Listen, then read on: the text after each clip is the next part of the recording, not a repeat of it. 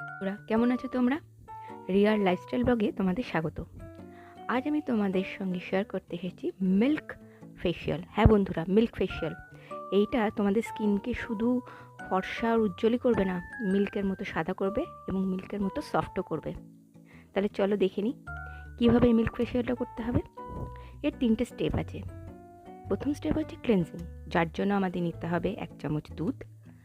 সেটা ফোটানো হতে পারে বা কাঁচা দুধও হতে পারে, অবশ্যই ঠান্ডা। তার সাথে মেশাতে হবে 1 চামচ অ্যালোভেরা জেল। এবার এই দুটোকে ভালো করে মিক্স করে যে মিশ্রণটা তৈরি হবে সেটাকে একটা কটন প্যাড দিয়ে সারা মুখে লাগাতে হবে এবং মুখটাকে ভালো করে পরিষ্কার করতে হবে, যাতে মুখে কোনো নোংরা, কোনো ডার্ট না থাকে। কারণ তোমরা জানো, মুখে যদি নোংরা থাকে তাহলে ফেশিয়ালের স্টেপগুলো ভালোভাবে কাজ দেয় না। এবার সেকেন্ড স্টেপে আমাদের স্ক্রাবিং করতে হবে। তার জন্য লাগবে 1 চামচ দুধ আর 1 চামচ চিনি। তোমরা জানো বন্ধুরা, চিনির মতো ভালো স্ক্রাবার কিছু হতেই পারে না। চিনি শুধু ভালো স্ক্রাবারই নয়, আমাদের স্কিন পলিশ করতেও খুব ভালোভাবে সাহায্য করে।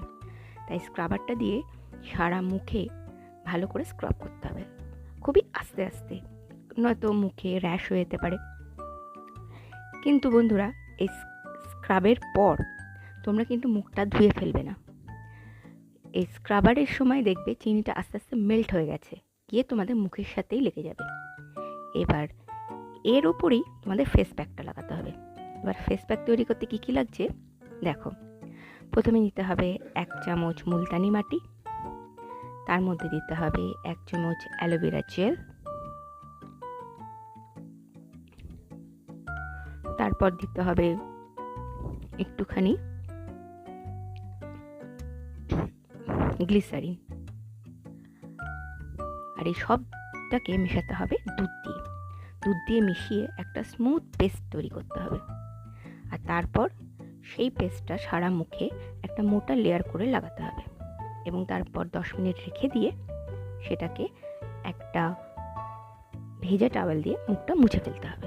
হ্যাঁ বন্ধুরা, এই ফেশিয়ালটা যদি তুমি সপ্তাহে 1 দিন বা 15 দিনে 1 দিন করো, তাহলে দেখতে পারবে তোমার স্কিনের মতো কত পরিবর্তন হয়েছে।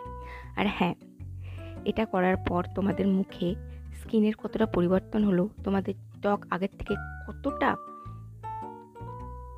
পরিবর্তন হয়েছে, সেটা কিন্তু আমাকে কমেন্টে জানাতে একদম ভুলবে না। তাহলে এই ফেশিয়ালটা অবশ্যই করো বন্ধুরা। তাহলে আজকের ভিডিওটা এখানে শেষ করছি। তোমাদের যদি আমার এই ভিডিওটা ভালো লেগে থাকে তাহলে একটা লাইক করো, আর আমার ভিডিওগুলো যদি মিস না করতে চাও তাহলে একটা সাবস্ক্রাইব করো। ভালো থেকো, সুস্থ থেকো, দেখা হবে নতুন একটা ব্লগে।